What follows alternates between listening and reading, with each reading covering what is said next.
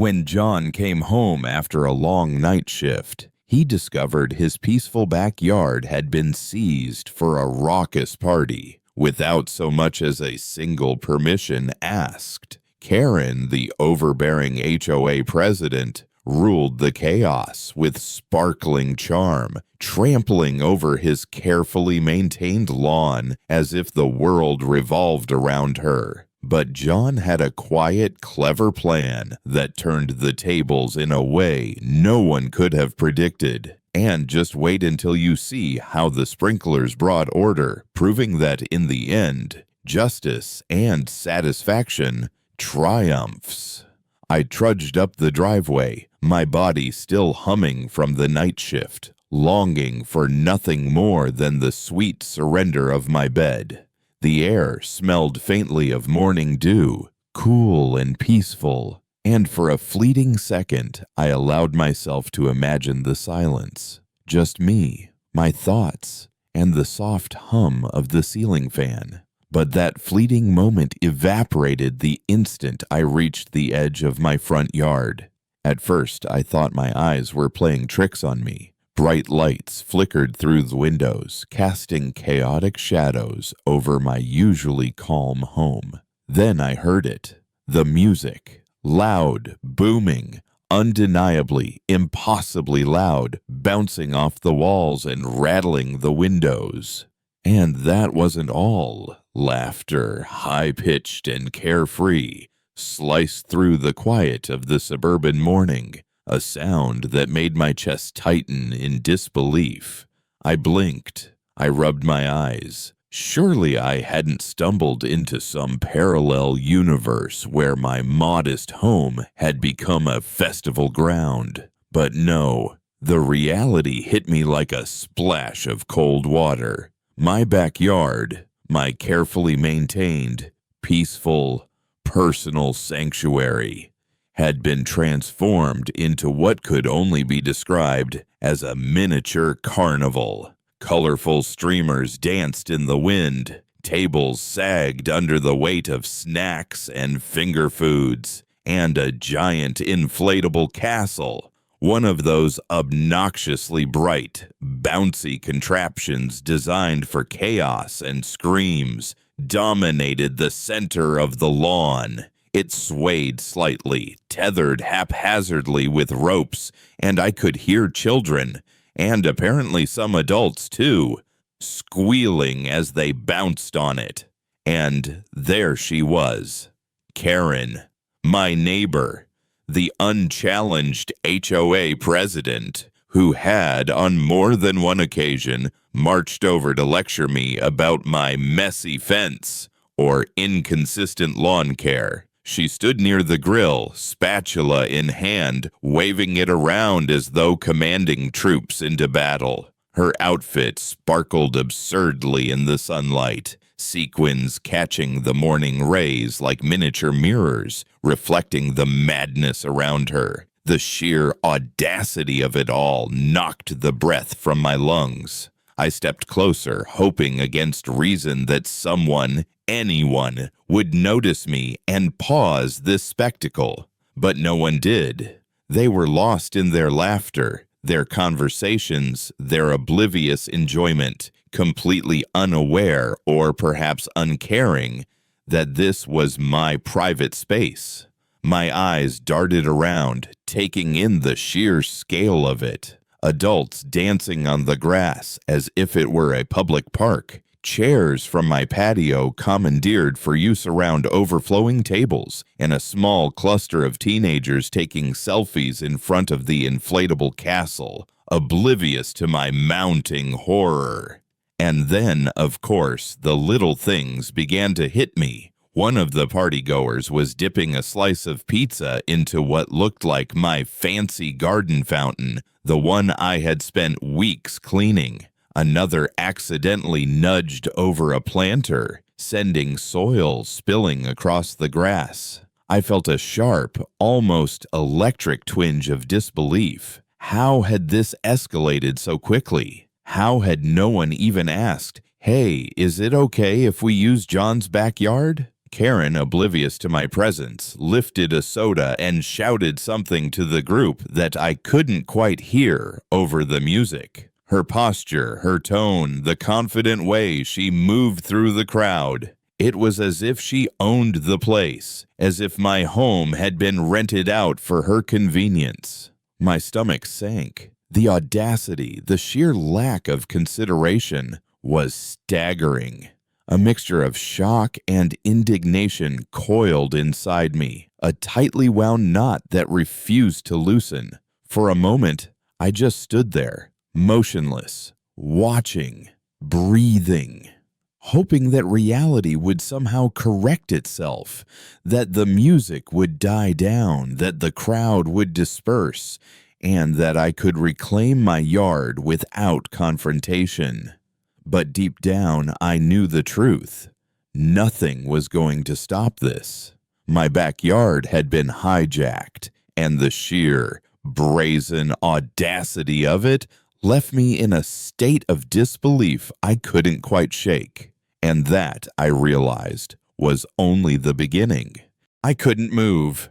My feet felt glued to the driveway, my hands clenched so tightly I could almost feel my own pulse in my knuckles.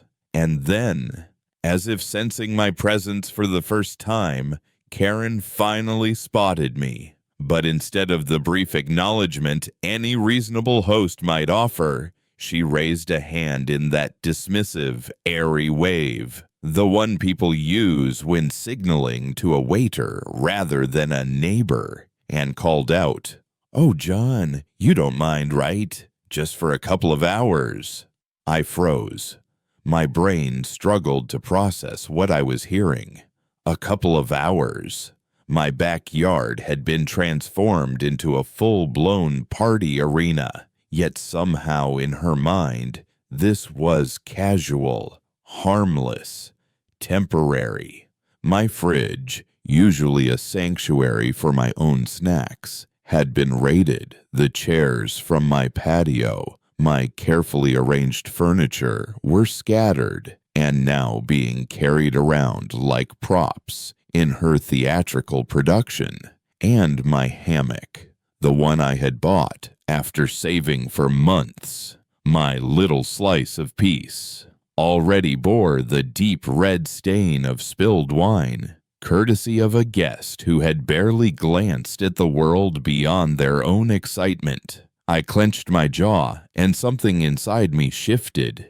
Irritation that had simmered in the background the moment I stepped outside transformed into a deep, burning hatred. Not the fleeting annoyance you feel when a neighbor borrows your rake without asking, but the kind of raw, visceral loathing that makes your stomach tighten and your vision narrow.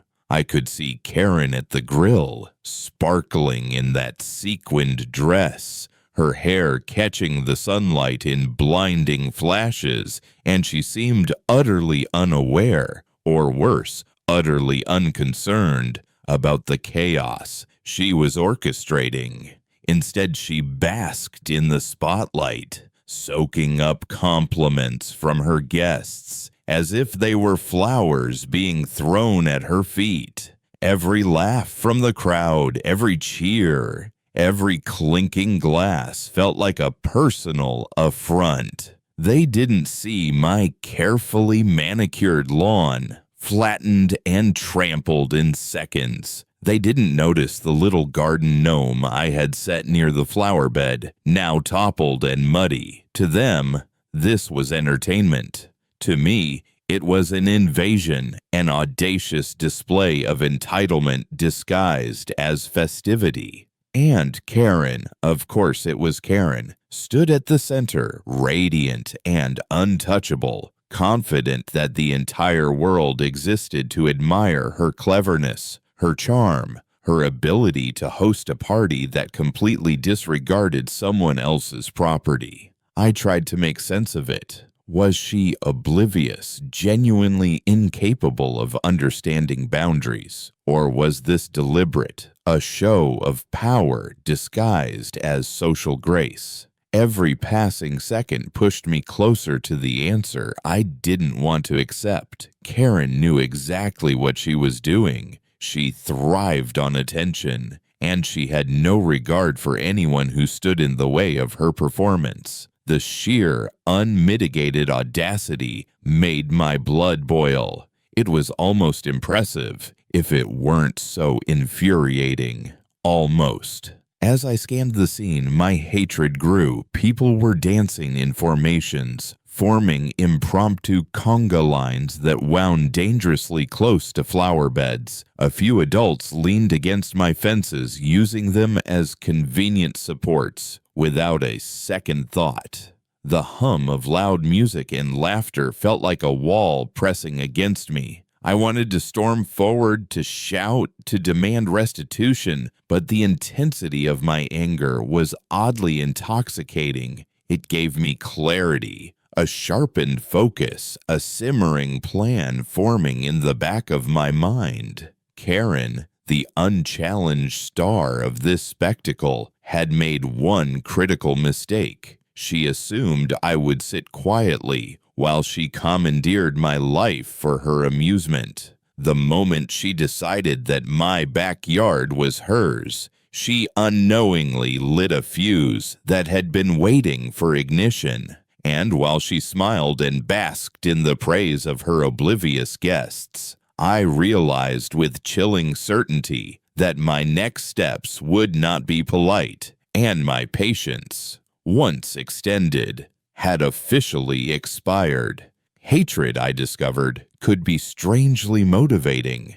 It sharpened my thoughts, focused my energy, and planted the seed of a plan that would ensure she would never forget whose backyard this truly was. I opened my mouth to speak, my voice trembling with a mix of disbelief and fury, but all that came out was a strangled, "Karen." She didn't even pause, didn't hesitate, didn't blink. Instead, she tilted her head, her smile wide and condescending, as if I had just asked for permission to breathe. "Oh, John," she said, her tone honey-sweet and venom-sharp at the same time. "You know I have full right to use the common areas for events. Isn't that wonderful? Common areas. My backyard." The words echoed in my head, twisting like a knife. In her reality, apparently, the lawn I had spent weekends mowing, planting, and nurturing had magically transformed into a shared space open to anyone with a Facebook invite. The patio I had painted myself, the fountain I had scrubbed until it gleamed, all accessories in her personal performance. I felt the blood in my veins heat up, my pulse pounding in my ears. Every instinct screamed at me to demand they leave. But this wasn't just a party. It was a test, and I knew that yelling, pleading, or arguing would only feed Karen's ego. Then, as if a switch flipped inside me, clarity emerged from the storm of anger. I didn't need permission. I didn't need confrontation. I needed action.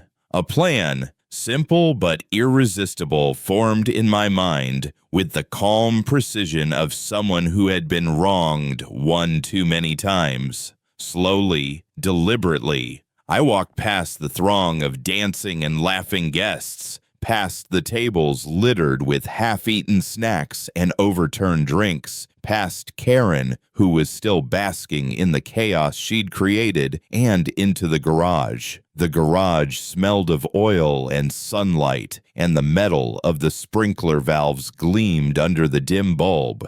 My hand found the main valve, and I turned it with a quiet resolve that belied the storm brewing in the yard. Within seconds, a dozen sprinklers sprang to life, arcs of icy water leaping into the sky, catching the sunlight in shimmering rainbows. The first screams tore through the music like a thunderclap. Phones, plates, cups, Everyone's precious accessories became frantic priorities as people darted, slipped, and shouted. The lawn I had tended for months became a slippery battlefield of chaos. And yet, amid the madness, I felt a thrilling sense of control. Karen's expression shifted from surprise to shock, and finally to something that resembled pure indignation.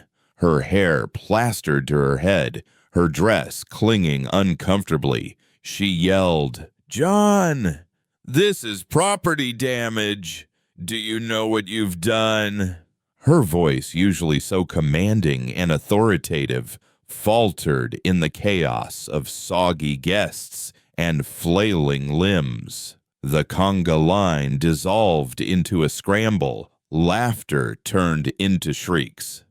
And the music, still pumping from the speakers, seemed almost apologetic, choked under the sudden invasion of water. I stood on the edge of the porch, arms crossed, watching as her meticulously orchestrated performance unraveled before her eyes. The satisfaction was immediate, electric, and undeniable. For the first time that day, I felt the weight of injustice lift slightly from my shoulders. Karen had assumed my silence meant submission. She had believed her charm and status made her untouchable. But in that moment, I realized that my control over the sprinklers, over the one thing she had ignored, was absolute.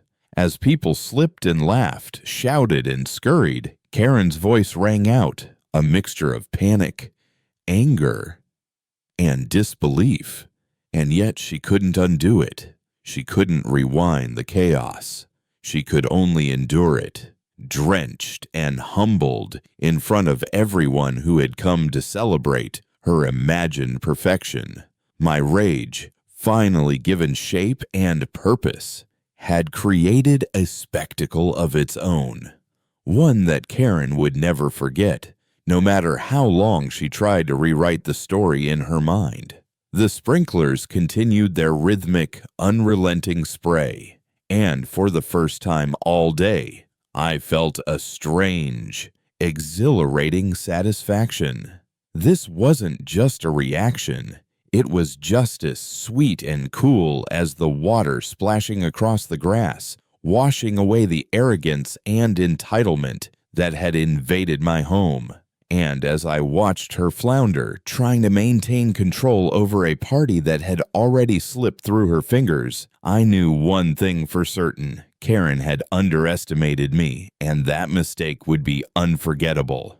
The chaos had finally subsided. The last echoes of frantic laughter had faded into the distance. The guests, dispersed like confetti caught in the wind, and the inflatable castle sagged pathetically under its own damp weight. I didn't touch the sprinkler system. 8 hours passed, each droplet a quiet but satisfying punctuation mark on a day that had begun with my disbelief and ended with a kind of personal justice I hadn't expected to feel so deeply. From my perch on the porch, a warm cup of coffee in hand, I watched as the water carved tiny rivers through the grass, washing away the remnants of Karen's audacious takeover. The tables, once lined with snacks and sparkling decorations, were gone. Napkins stuck to the blades of wet grass, and chairs, upturned and abandoned, were slowly reclaiming their natural order. The mess that had so boldly proclaimed Karen's dominion over my property was now nothing more than a soggy memory. Sunlight glinted off the water droplets, creating a million tiny rainbows that seemed to wink at me, affirming my small but undeniable victory. Karen herself had retreated in defeat. By mid-afternoon, she was hauling away her soggy decorations. Mud streaked along the hem of her dress, and her carefully styled hair plastered to her head. The effort she had invested in cultivating an image of perfection had dissolved into a damp, embarrassing reminder that no amount of charm could shield her from consequence. I couldn't help but notice her as she moved with exaggerated care, as if the grass itself had betrayed her. It was subtle, almost poetic. The once commanding HOA president reduced to a figure of careful navigation across terrain she hadn't respected. The following morning brought a letter from the HOA. Its tone was formal, almost clinical, warning me of potential fines for disruption of community events and interference with HOA-sanctioned activities. I read it twice, then a third time, letting the words settle like dust in a sunbeam. Not a single line held any weight. The law was clear. My property, my boundaries, my rules. I could almost picture Karen's eyes widening as she imagined her carefully constructed narrative unraveling in the face of irrefutable reality. I folded the letter neatly and placed it on the counter, a monument to the futility of her overreach. Even better, there was no confrontation, no awkward meeting, no desperate attempt to reclaim authority. No passive-aggressive notes left at my door beyond the official letter. Karen, it seemed, had learned her lesson without a word spoken between us. She didn't look at me the next day, or the day after, or for weeks. It was the silence that was most satisfying, a quiet acknowledgement that her entitlement had its limits. I felt a grin tug at my lips every time I saw her scurry past my lawn without daring to meet my gaze. I sipped my coffee, letting the warmth spread through me, and realized that this day had given me more than just the satisfaction of watching a spoiled display unravel. It was a reminder of the power of calm, deliberate action in the face of arrogance.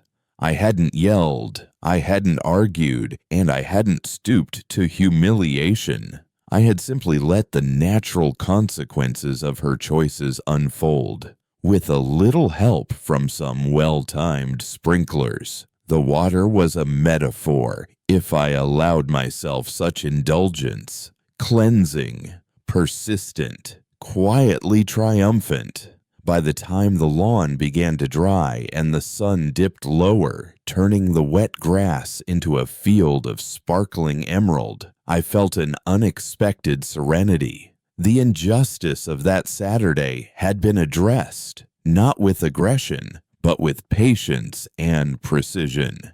Karen's reputation as the untouchable queen of the HOA had taken a subtle hit, and I had reclaimed my home, my peace, and, most importantly, my sense of agency. I leaned back, cradling my coffee, and allowed myself a rare, unhurried laugh. It wasn't gloating. It wasn't schadenfreude. It was pure, quiet satisfaction, a sense of rightness restored, boundaries respected, and a story I would remember for years as the day the backyard and I were finally at peace.